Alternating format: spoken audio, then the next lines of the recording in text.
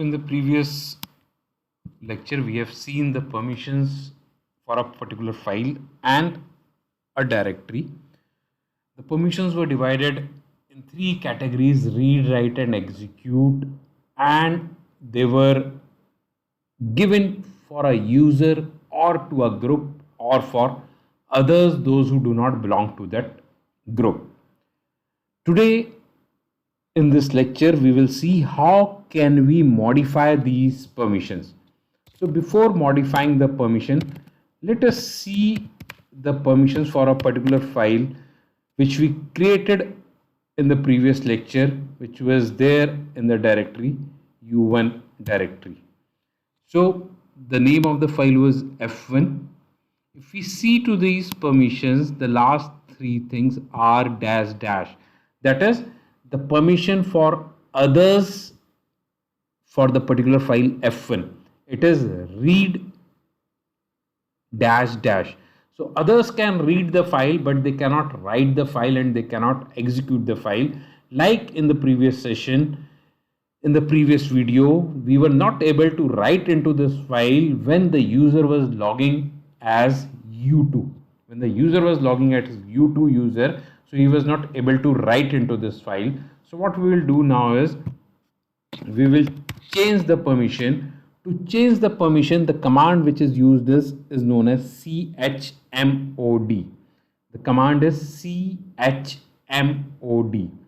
After writing this chmod, a combination of ugo is used.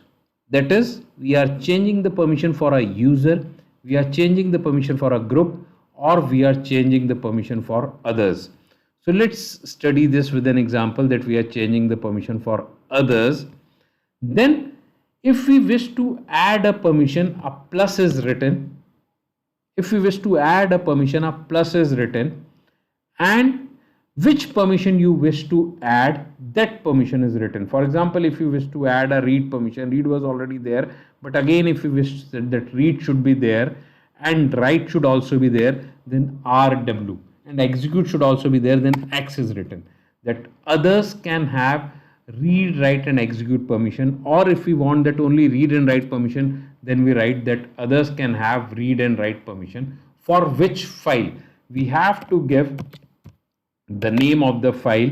As we are in the root directory, we are giving the exact path to reach to that file.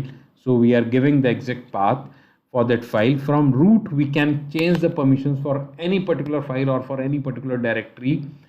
For others, if you are at a current working directory which is having the file, then depending upon the permission the users are having, they can change the permission. So it is always advisable to do it from the root without worrying about the permissions for changing and all. So let's see what happens if we change the permission for this file. Let me repeat, chmod is the command. O, we are writing that we are changing the permission for others. Plus, because we are adding the permission, that is we are giving a write permission also, and then the name or the complete path of the file. So we are expecting that the permissions might have changed. Let's see the permission again for that file by running the command ls-l and see for f1. Yes, now for others, w is also there. That is, others can write into the file. That is, others can write into the file. So if this permission is there that others can write into the file, so if I log in as u2, let's log in as u2 as a different user. So we have logged in into as u2, and let's see if others can write into the file. So we write cat command and home /u1 and f1. If others, yes, so it is giving the permission to write.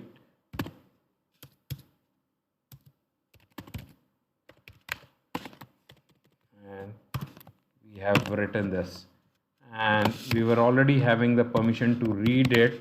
Still, let's see that can we read the file. Yes, so others have been given the permission to read and write into this. So this is how we can change the permissions for a particular file. Let's go back to the root, clear the screen, and change the permission for the same file for others only. And this time, instead of adding the permission, let us remove all the permissions. So it was having two permissions, read and write.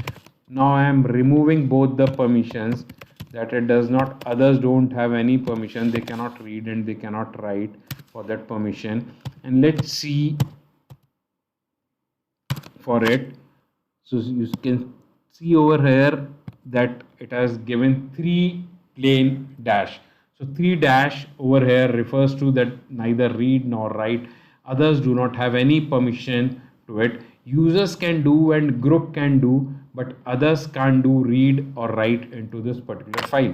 So let's check this thing, that what will happen if I logged in as U2 this time and we try to read the file. We are not even trying to write something, we are just trying to read the file, and we have logged in as others, so it says permission denied because we have removed the permission. So how do we remove the permission?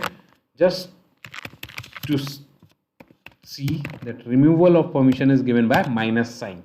Removal of permission is others O minus. Addition of permission was given by plus sign, and removal of permission is given by minus sign.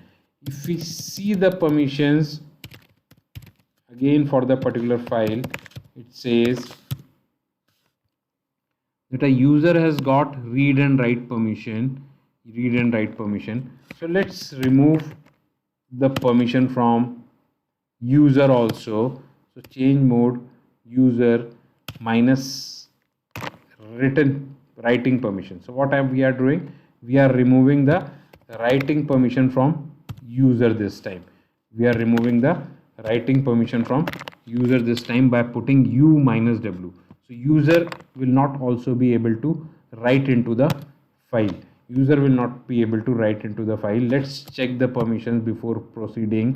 So if we check the permission, you can see that now user has got only read permission, user cannot write.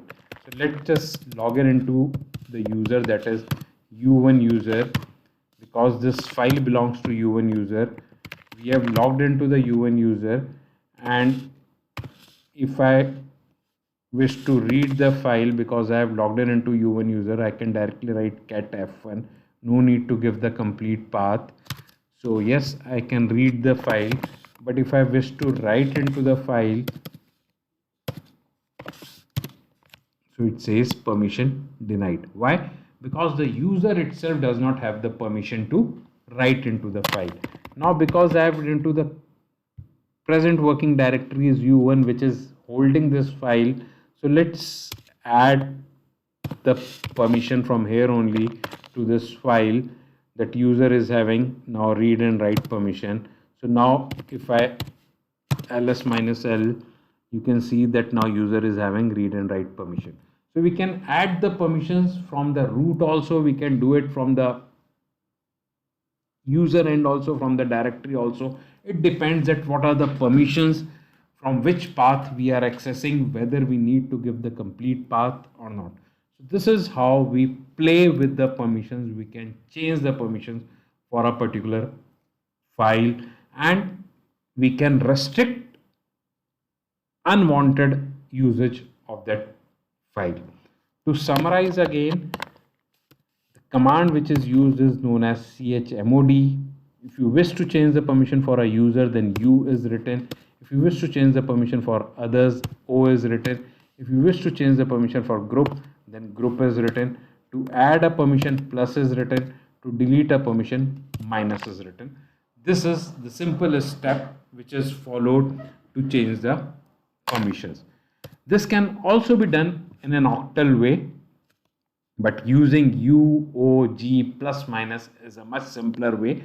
Otherwise, read, write, execute, read permission denoted by 3 bits 111 equal to 7. It means that user is having the read permission. If we write 4, it means 4 means 2 ki power 2. It means 0, 1, 2 yani 100, that means that we are giving only the permission of uh, to others to read. So this is how we can give the permissions by writing in the form of octal also, but instead of writing in the octals, it is preferred that if we write u0ox and use plus minus, it becomes a simpler task. So that's all for this lecture. In the next we will see that how do we change permissions for the directories and much more things there, that how do we add a file to a particular group, how do we change the permissions over there. So keep on watching these lectures.